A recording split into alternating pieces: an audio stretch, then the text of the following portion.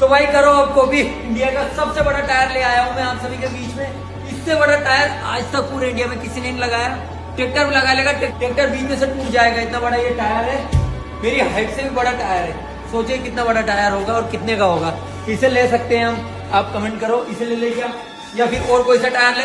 ये 32 इंच का टायर है, पूरा का पूरा 32 इंच का टायर है। अगर आप सभी कमेंट करोगे तो फिर इसे भी ले लेंगे हम। Wake up to reality. हीरा बेटे याद रखना, झूला झूल मगर बाप को मत भूल।